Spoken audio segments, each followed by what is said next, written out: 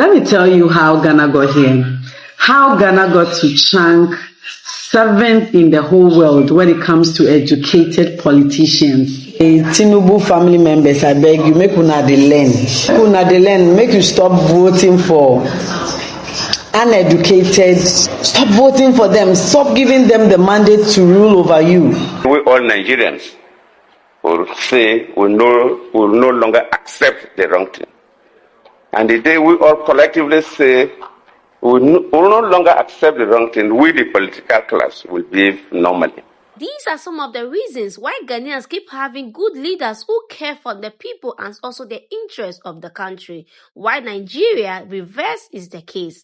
Ghana is currently ranking number 7 most educated politician in the entire world. Let's take a look at the video, and please do not forget to like the video and comment. Let me tell you how Ghana got here.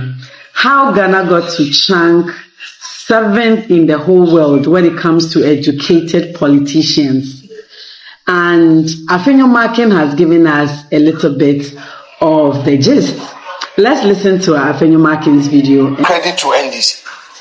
Those days, when we were in school, give us, it was difficult for any student to openly say he was NDC.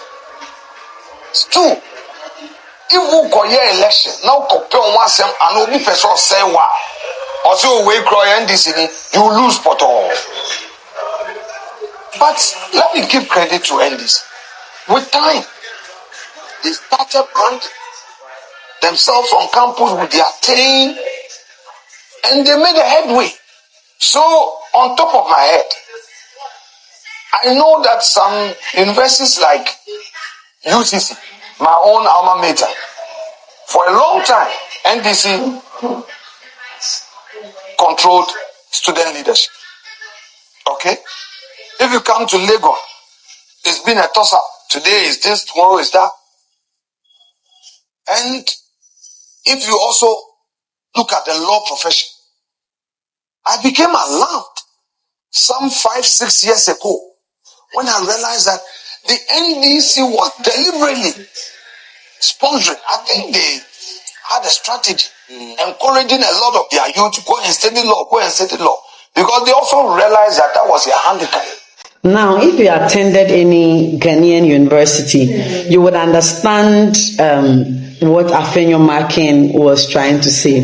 Now, politicians are so heavily involved in students' politics here in the university level. So what they do is that if you have potential to become SRC president, to become any leadership they will advise you to form a team where they will financially sponsor your team, and indirectly, even though you're not allowed to say it openly, you are actually running that election on campus in the name of some political parties. And then at the end of the day, if you get to do well and you're a brilliant student, they will sponsor you to continue or to further your education abroad. Yes, the various parties, I've seen a lot back in school. They will sponsor you, even in my family. I mean, I've got instances in my family where political parties sponsored people to go to school or do their masters, do their PhD, do their doctorate degree in Canada, in US, just name it. And then after that, you come back to Ghana to serve in the party. That is where they will now start encouraging you to stand to be an MP, from being an MP to one position to the other, just like that. And so at the end of the day, the Ghanaian political fraternity is charged with educated young men. It's just if you don't have any qualification at all, at least your master's degree, dear, you must chunk it.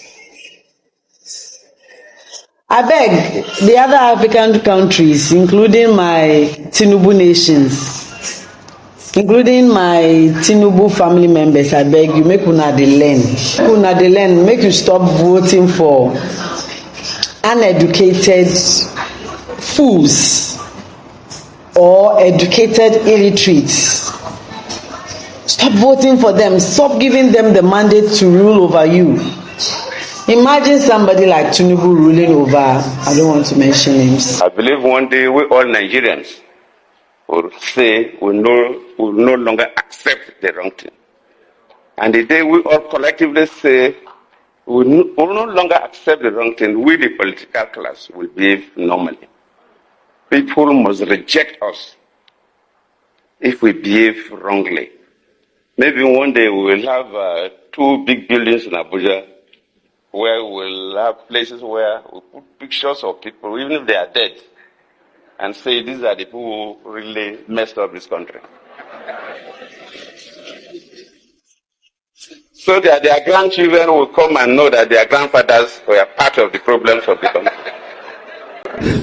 No matter what I do, they will still abuse me. Yeah. I'm the president. I won't do it. I will preempt you. So you are a failure. You just spoke. Me, I'm a performer. Oh my goodness. And he didn't lie. He didn't lie. You see, Nigeria, we've fallen to the extent where our oppressors tell us they oppress us in our face. Before they do it tactically, in the days of our fathers, the oppressors were tactical about their oppression. So they do it such that the people will not notice it. But today, we have fallen to the extent that our oppressors will tell us there is nothing you can do. I will do it. And you people will just be talking. We were called failures, and that's exactly who we are. You can say, I'm not one of them and all those things, but the ones that say they're not one of them are the ones that are the most failures. They are the ones that have failed the most. And that's the truth. It's a shameful thing. It's something that should make us cry. But here is the thing. I'm not here to deliberate on what has been said by a person or the people that such thing have been said to. My own is the solution. And I've always offered the solution. And whether we like it or not, we can run around and rigmarole however we want. But at the end of it all, bear me witness for those of you who can hear me. I'm very happy that the social media is permanent. So whatever I say today, in the next 15, 30 years, would always be heard. Right? Good. So the situation is, bear me witness when I say this, because eventually Nigerians will rally around what I've said. I will come to it. The solution to these things, the way to make our leaders accountable is not by protest, is not by demonstration. You must understand what empowers your leaders to understand what you can deprive them in a bid to make them become responsible. Our leaders are obviously irresponsible, and they push these irresponsibilities to our faces, knowing we cannot do anything. What can we do? Nothing but this. Nothing but this. Does it occur to you that a wealthy man with his riches and wealth feels frustrated when he is isolated with his money? Does it occur to you that a wealthy man and a powerful man feels irrelevant and almost attempts suicide when he is isolated and is restored irritation? Does it occur to you? Does it occur to you? But no, you people are psychopaths. No, you people want money. No. And that is where you people will continue failing. Isolation is key. Isolation is key. Isolation is the main key. Treating these people like they don't exist. Ask yourself, why do they need so much money where they are rich even without looting? Why do they deprive us of the things that we are owed? Why do they steal what we own? Why do they steal from us the things that we own and amass it for themselves? Have you truly asked yourself such questions? These are questions that Nigerians don't ask. Honestly, Nigeria have a long way to go as a country. The politician in the country does not even respect the citizens. They don't even value their citizens. That is why they can come into power, do anything they like. Nobody is going to even hold them accountability of how they have invested the country money. You keep hearing Nigerians leader going every day borrowing billions of money. Where is the money going to? We have no idea. If you go to Nigeria, you don't see changes in the country. There's nothing going on in the country, but still, all we keep hearing from our leaders, they keep borrowing money here and there. All the money that is coming from Nigeria, we don't even know where it's going. And Nigerian citizens cannot hold the leaders accountable, because if they do, they will fight them. They will use weapons, they will use police. The same police people, the military people, the army, they're supposed to be the one to save you. They will even be against you and join them to fight the citizens. Forgetting that we are all fighting for the betterment of the country. We all see what happened when we were fighting NSACs. You see what happened? They were pouring check glass on the citizens of Nigerians. They are willing to kill their citizens just to protect the politician. This same police who are supposed to be with the citizens to fight corruption, they will prefer to fight you, the citizens, and protect the politician. Look at other countries, our brothers, Togos. Look at Kenyans. They are all fighting to get their country back. But whoa, we Nigerians only mouths how to badmouth people. That's all we can do. Every day we say we don't like what is going on. Can't we also fight for our country? Can't we get our country back? So Nigeria problem is so big, and the love of money, they will use money to bribe everybody. Nobody will want to fight anymore. Nobody want to do anything. So Nigeria problem is only God in heaven that could survive that country. And I'm also praying for a savior to come to the land to also rescue the country, because as it stands now, I'm going to tell you the truth, not any of the political party that will save Nigeria, not APC, not PDP. We just need a savior from anywhere to come save the country, because you see those two parties, they are all corrupt. No one is good. They have all come into power before. There's nothing they have done for us. No one is even good.